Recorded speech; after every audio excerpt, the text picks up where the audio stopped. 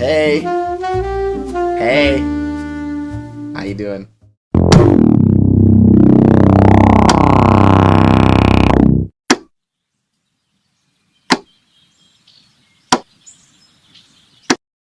Music's most disturbing urban legends.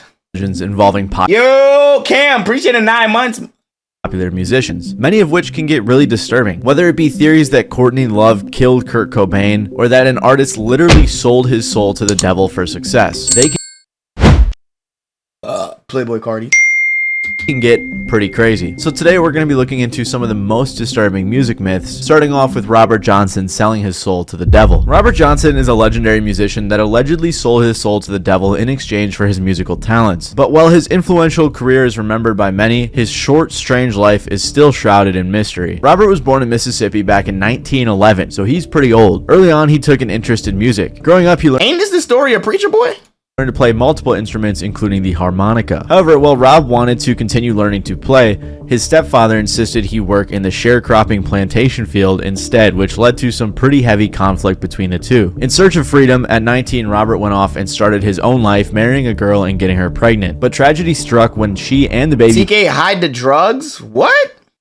passed away during childbirth, leaving Robert with almost nothing and back where he started. On top of all of his personal difficulties early on, his life came just one generation after the abolition of slavery, so he had some pretty intense social factors working against him. When famous blues musicians performed at nearby venues, he attempted to get his foot in the door by playing guitar between the main act's set. However, the legend has it at this point he was so bad at guitar he'd often get booed off stage, with some people allegedly saying, "Put that guitar down, you're driving people nuts." These early struggles led to Rob traveling around the South, and this part of his story is the one that's full of myths, rumors, and urban legends. Some people think he was searching for his real father, or maybe just trying to improve his musical skill. However, the most popular I know Sauce was a freaky bull. You just don't know, bruh.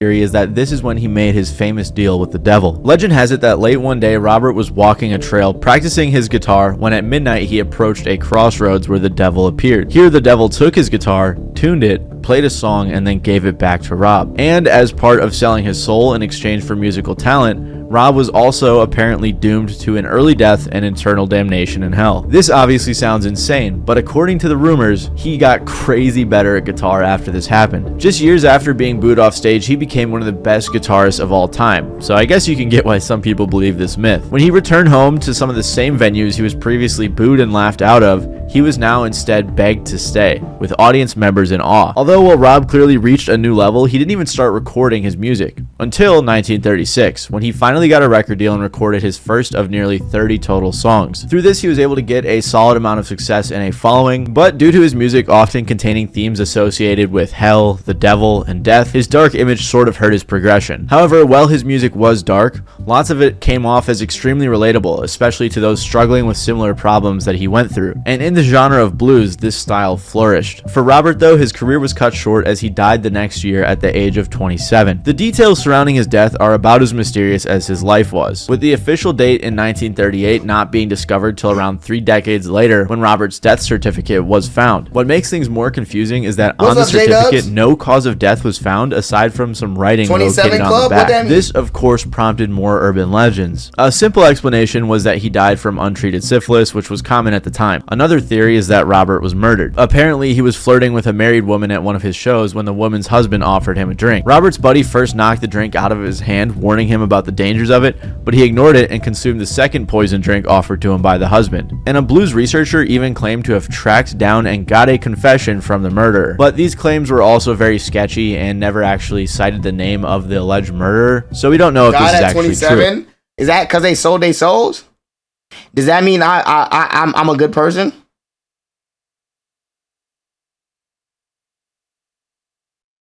Because I'm 28. Regardless of how it happened though, he did end up dying relatively early and didn't reach the level of fame or respect in the genre that he has today until much later on in 1961. This was after they re-released his music under the album King of the Delta Blues Singers. This brought him an insane amount of posthumous popularity, since the album is considered by some as one of the greatest and most impactful albums of all time. So, while he likely didn't sell his soul to the devil, he did have a very short and impactful career. His legend is so big that aside from being just talked about, it's also been depicted more recently in major movies like Sinners, where the character Sammy is loosely based on Rob. And another thing you may have noticed is that Robert passed away at 27 years old, making him one of, if not the first, musician to join the 27 Club. The tragic phenomenon known as the 27 Club is basically an informal list of at first just musicians, and later including celebrities who all oddly died at the age of 27. The myth first began when in a span of just 2 years, Brian Jones of the Rolling Stones, Jimi Hendrix, Janis Joplin, and Jim Morrison of The Doors all passed away. However, these deaths were attributed to different things like drowning, asphyxia due to drug use, drug overdose, and heart failure respectively. A major factor which tied them all together though was the fact that they passed away at 27 years old. This was the string of tragedies which created the myth, but it has continued to grow with notable artists and celebrities alike, including Kurt Cobain, Amy Winehouse, Fredo Santana, and many more, passing away at 27. And the fact that Robert Johnson allegedly sold his soul to the devil and then passed away at 27 too, some theorize that that also is a part of the 27 Club. I don't know exactly what they think, but I guess it's like they sold their souls for brief success and then died. I don't know how exactly it's supposed to work. But a key feature which often is seen is the common influence of mental health and drug abuse on members of the list. Some claim that drug use and mental struggles can help in making good music. The end product doesn't always seem to be worth it. Some artists claim that it can help them as a pathway to recovery, but it's also important to ensure that the lifestyle associated doesn't bring you down. The 27 Club also has a lot of mentions in pop culture as well. The song 27 by Fall Out Boy references the club with lyrics describing the commonly dangerous lifestyle lived by rock and roll musicians and other genres artists alike. Mac Miller's song Brand Name features the line, "To everyone who sells me drugs, don't mix it with that bullshit. I'm hoping not to join the 27 Club." And in 2018, at the age of 26,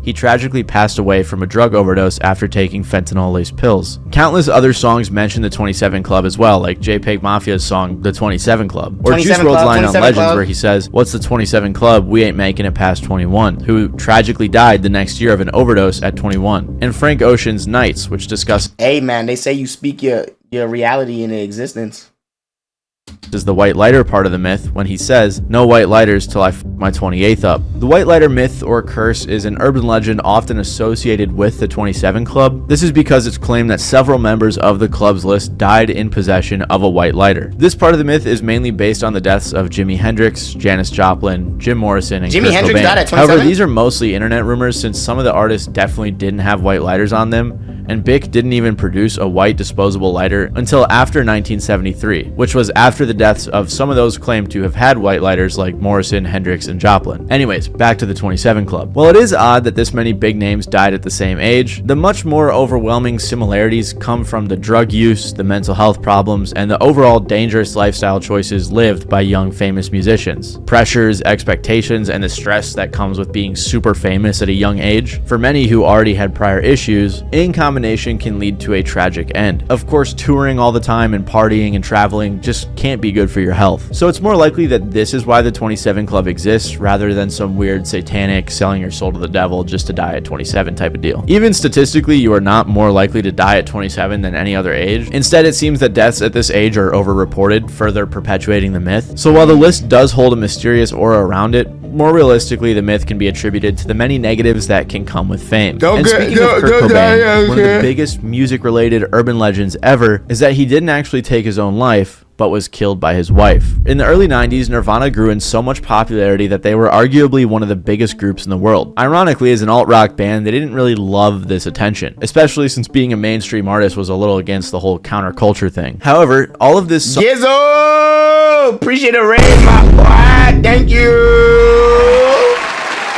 I hope you've been well, my boy. Shout out to you, my boy Gizzo. What you doing this coming Friday? We gotta get the unks back in the car, man. We gotta get the unks back in the car.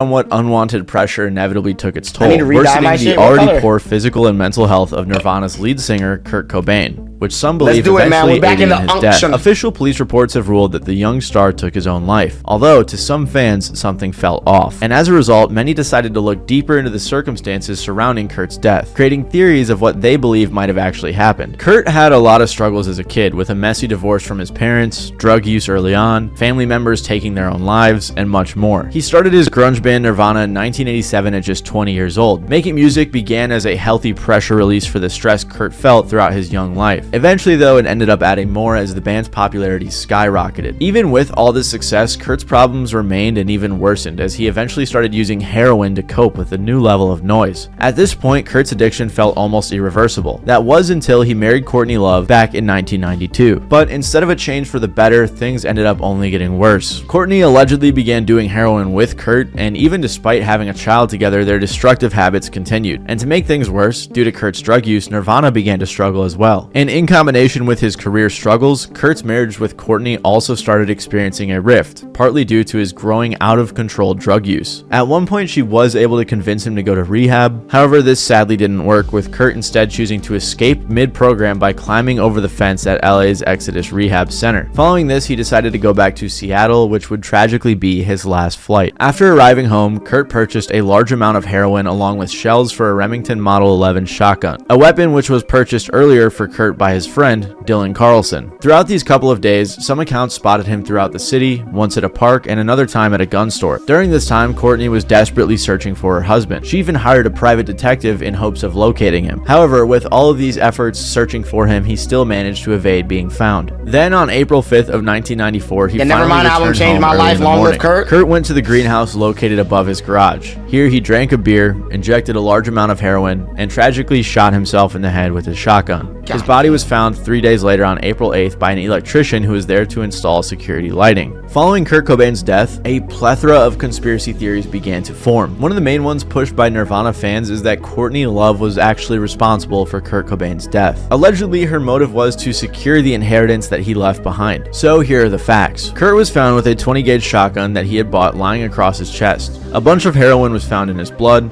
A box with needles and drugs was next to him, and a suicide note staked in a pile of potting soil near his body. After an investigation, the Seattle police ruled the scene as a suicide, which is totally understandable. He lived in Seattle? Isn't Seattle one of the worst places to live in the United States?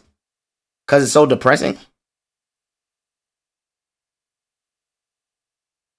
Given the circumstances. I mean, Kurt Cobain even had a song called I Hate Myself and I Want to Die. So while there are a bunch of reasons to why it's likely— I heard Kurt's daughter married one of Tony Hawk's sons, and they have a son of their own now. That kid is officially the coolest white kid ever. Kurt Cobain grandson and Tony Hawk grandson. That's kind of fire though. That his death was a suicide. Literally the a theories legend, that blame nigga, Courtney do have some interesting evidence as well. A big speculation was that right before Kurt's death, he was in the process of trying to divorce Courtney and write her out of his will. Allegedly, this didn't go through in time, and once he died, theorists say she received an estimated $150 million.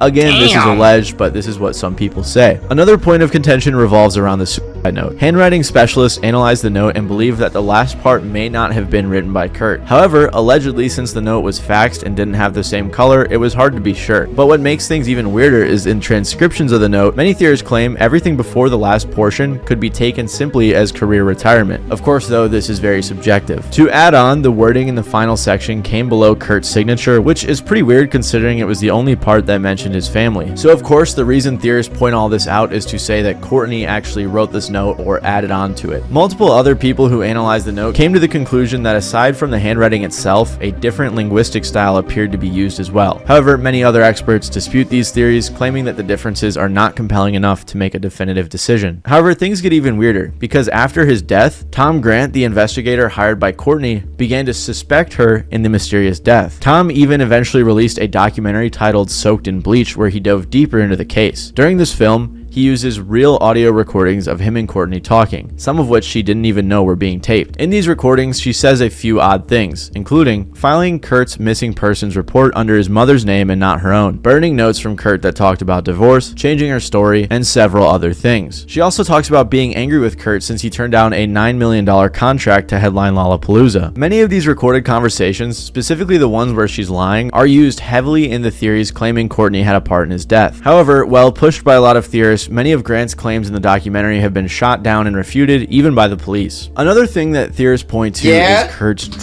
drug box. When police arrived, apparently all of his supplies were placed back into the box, which is a bit of an odd organizational move considering he just shot up heroin. But that isn't the biggest part. Lots of theorists think a major red flag is that a toxicology report stated that he had 1.52 milligrams of heroin per liter of blood in his body, and that would have killed him instantly. Most serious heroin users only take about 60 milligrams, which would equate to 0.42 milligrams of heroin per liter of blood in the body, which means that Kurt's level would have exceeded 200 milligrams injected in total, meaning that he would have been probably out cold. Statistically, this amount of heroin would have been 70 times the lethal dose for the average person and 3 times the lethal dose for even the most addicted heroin user. However, this narrative is a common misunderstanding from theorists that comes from a misinterpretation of the toxicology report. The toxicology referred to his TML, total morphine level, and not his FML, free morphine level. This does not measure dosage, it refers to all metabolites in the bloodstream, including the ones that stay active for hours after shooting up and increase in the bloodstream. So like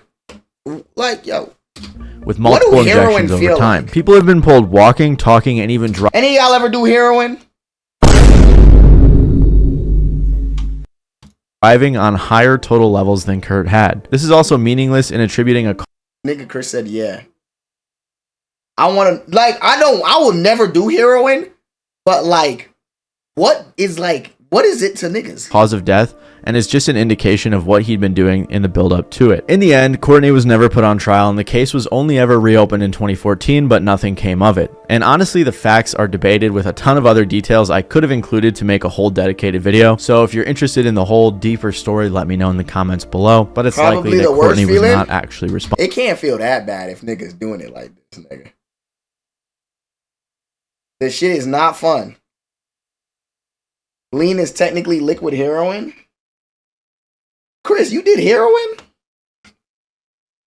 And what's even less likely is that one song was responsible for multiple people taking their own lives. Gloomy Sunday is a Hungarian song released in the 1930s, which has been rumored to make people commit suicide. The song has allegedly been tied to hundreds of deaths, and while a song can't make you kill yourself, the myth does have a very interesting and dark backstory with some shocking coincidences. Gloomy Sunday was first composed by a Hungarian Jewish composer named Rézo Szeress, I think that's how you say it, in the early 1930s. Leading up to the song's creation, Rézo and his girlfriend moved to Paris so he could further pursue his dreams of making music. However, he didn't really find any success, and after his girlfriend's parents begged him to get a job, she finally decided to leave him, so he was having a tough time. Allegedly, the day after she left, which was a Sunday, he decided to make this song. And with the help of a friend who was a poet, he created the first version of Gloomy Sunday, which was called Somru Vasnarap. I don't even know what that's supposed to say, or how you say that, so I'm just gonna give up. The lyrics are direct references to suicide, which follow losing the love of his life. They read, "Gloomy is Sunday, with shadows I spend it all. My heart and I have decided to end it all. Soon there'll be candles and prayers that are sad, I know. Let them not weep. Let them know that I'm glad to go." Although this is the English translation, so it's not the exact same original lyrics, it clearly encapsulates the type of energy. Along with this, the song also came at a time when Hitler rose to power and another world war was looming. So along with heartbreak, it also represented the fear many European citizens felt. Ironically though, the song, which was created because of his lacking success, ended up becoming a success of its own after a popular Hungarian artist recorded it. Following this, not only was it a hit in Hungary, but also across a large portion of Europe. And the song's success didn't stop there. It grew so popular that it was re-recorded by a bunch of other artists, including one of the most well-known English versions by Billie Holiday in 1941. Despite all of You too old for the ski outside of winter, gang? Yo.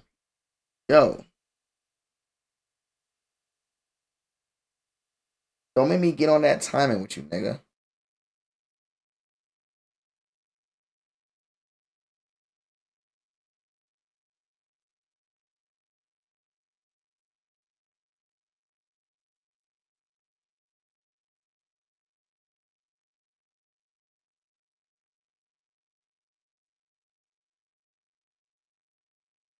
Don't make me get on that timing with you, nigga.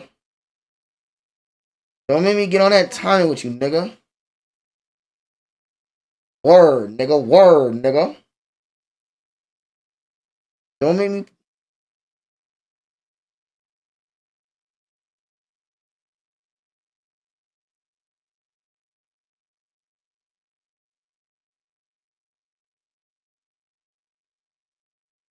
Hey. Hey. How you doing? Goofy ass shiesty. Success, though, he was unable to get his Word girlfriend my back. dads, And what nigga, made I'll things really even put it worse is that a down. multiple of suicides began being reported in connection to the relatable, sorrow-filled song. Whether it was a note left behind that quoted lyrics from the song or pieces of sheet music being held by those who took their own life, eerie connections started popping up left and right. During World War II, it got to the point where the song was even banned by the BBC in England until 2002. And while there were a ton of examples similar to these, maybe the most unsettling was when Resso later attempted to find his lost love. He Show me your discovered walk she had down. also Say less. Say less. Y'all want to see how I walk a nigga down? Throw on some young boy music. Throw on some young boy music. Hold on. I'm gonna show y'all niggas how I walk a nigga down.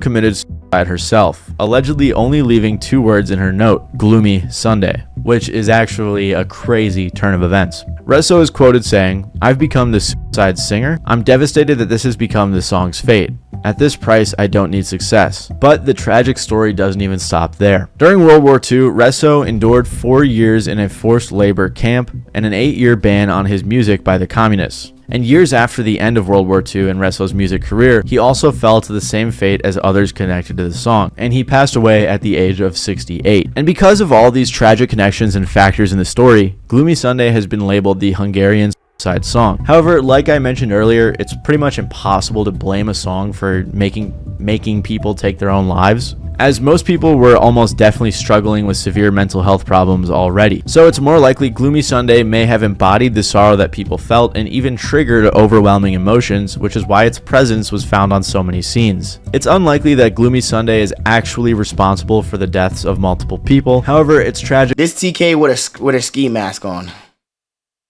Hey Mark, just bought my first shiesty. Perhaps we could be off.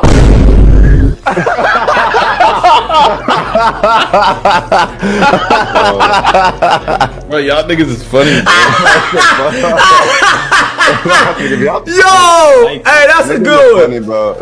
I gotta put a chill on it, but that shit is funny as hell, bro. You a funny nigga, bro.